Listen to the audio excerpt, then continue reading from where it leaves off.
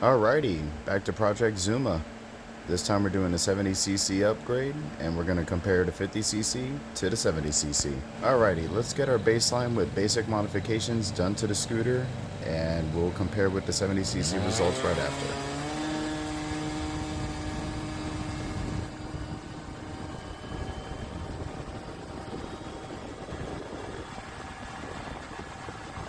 So now we got a baseline of our stock modified 50cc Zuma. So let's go ahead and turn things up a notch and add that 70cc big bore kit, shall we?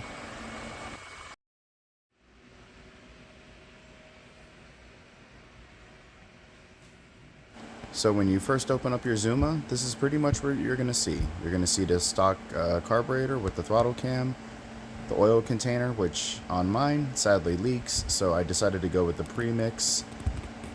And there is a restrictive stock carb and a restrictive stock airbox, although they can work really well if you decide to actually keep a PHBG style carburetor or maybe even a Polini CP. So first things first, I wanted to go ahead and remove the exhaust. Very simple job to do. 2 bolts on the cylinder head and then 2 bolts that mounted onto the actual engine itself.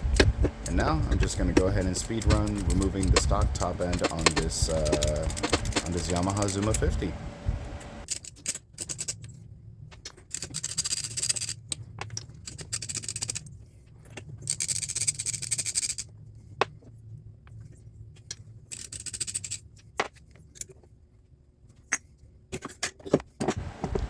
So despite the bore having 7,500 miles, it's actually not bad.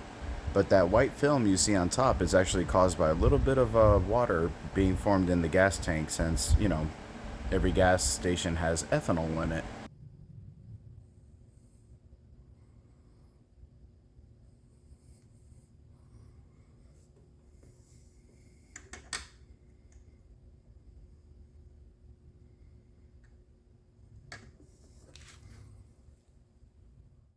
Now this doing is where you go. is to go even further beyond.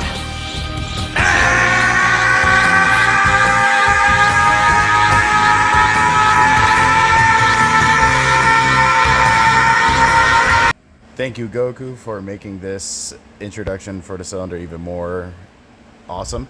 What you get is a ceramics coated cylinder, and you can see the difference in the size between that and the 49cc piston itself. Also has triple exhaust ports, which is really sweet. And well, one thing I recommend before installing any cylinder is to grab some 2-stroke oil or any oil of your choice and then clean it up, because what you see might shock you. Some engine builders are known for this. Some people will just slap on a cylinder and possibly wondering why they see scars in their, new top end. Well, this is why. I think it's probably just due to the processing and, shipping going around and little bits of metal flakes just ending up all over inside of the cylinder. But you don't want this when you first start your scooter. You just want it to be a nice, smooth, and silky finish to allow your piston rings to sit in properly. Now this cylinder is a little different. It doesn't use cylinder studs that go from the base all the way to the top, but uses Allen screws that bolted directly to the bottom of the engine case itself. Very interesting design. A little tricky to work with, but once I got the shape fitted correctly, I was able to get the pipe mounted along with the cylinder mounted, and everything was easy peasy. Now next is the carburetor and intake manifold.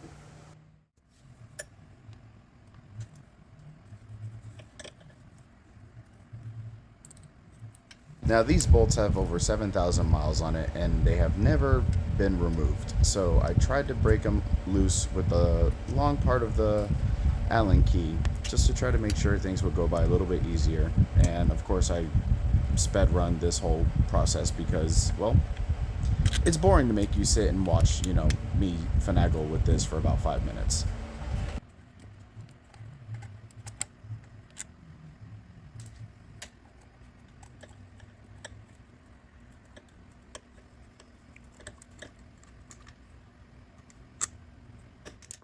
Now, the rubber portion of the intake manifold is easy to pop off, but the gasket and the Allen keys holding it down will make the reed cage itself a little bit more difficult to remove. I just simply put a screwdriver and tap it, and it pops right out.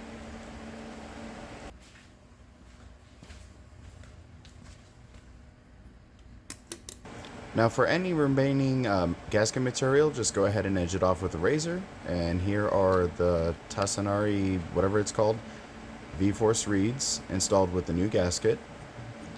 And then soon you'll see a new gasket to go right on top to make sure everything is sealed properly. Make sure it's aligned as much as possible. And yep, I am using an Amazon special intake manifold. It works best for what I have planned for as far as an airbox goes and carburetor planning as well.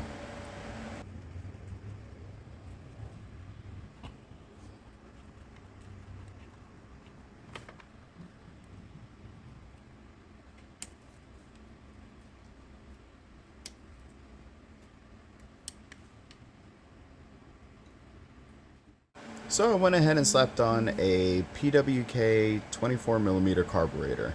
I went ahead and cut off one of the vacuum lines and put it into one of the empty ports, and also fed it the fuel line. Now that the exhaust and everything is connected, let's go ahead and give it its first start. Shouldn't be too much of a issue, but should go quite smoothly.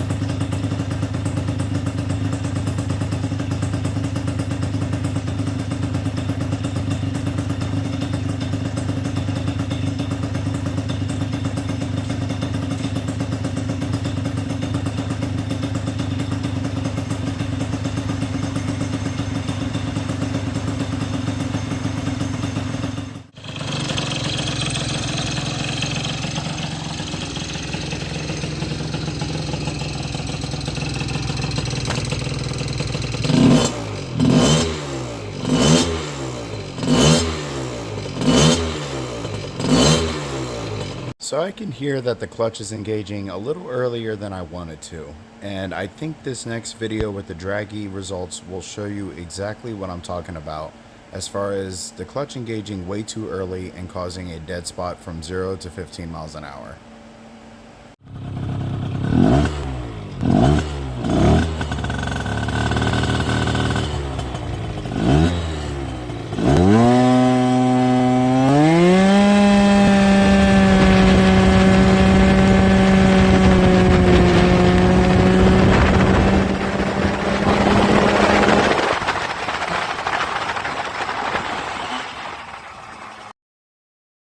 Now, as you heard in the last video, the launch was way too early in the RPMs, and this is me tuning it to try to get that right RPM launch where exactly I need it to be.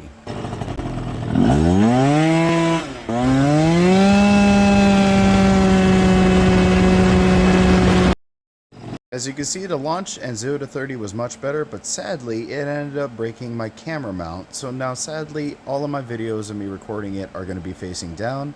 I do apologize for it, and I do plan on getting a new mount soon.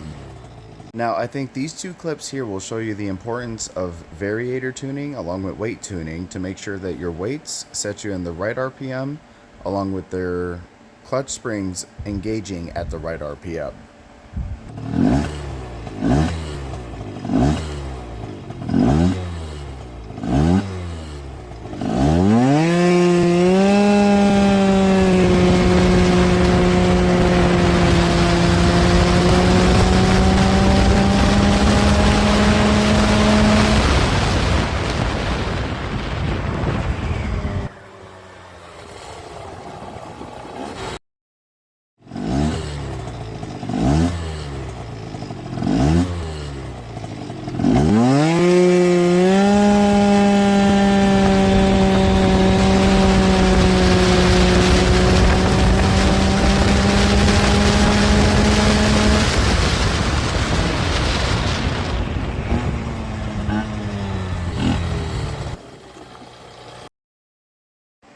now we see that we have the numbers that we're looking for.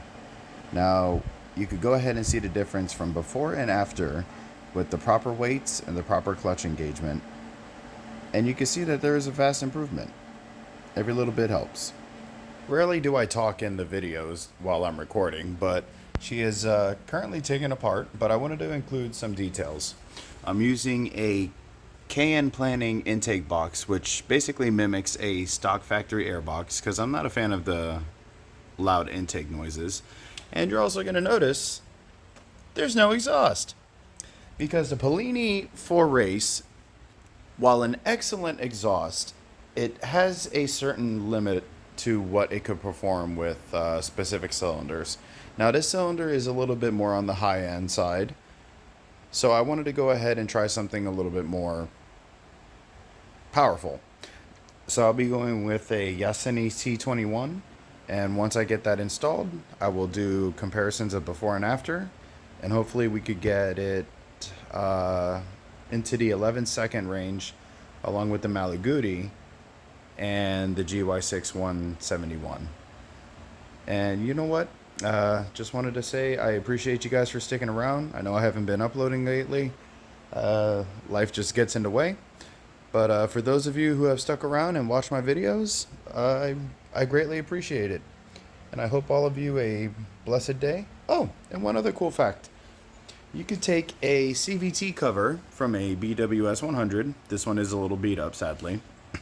And the cool part about it is that it has factory cooling. So air will come in, and then right here at the bottom, hot air will come out. And it'll also keep your transmission a little bit cooler, which will save your belt life a little bit longer. And it'll also keep the tension on your rear torque spring a little cooler, so that way you can maintain the amount of speed and rigidity that it usually has when, you know, running it open like that. But I will be updating you guys shortly, hopefully soon within the next week, with the new exhaust. And I'll be getting rid of the center stand, put a side stand, and hope you guys enjoyed the video. Peace, everyone.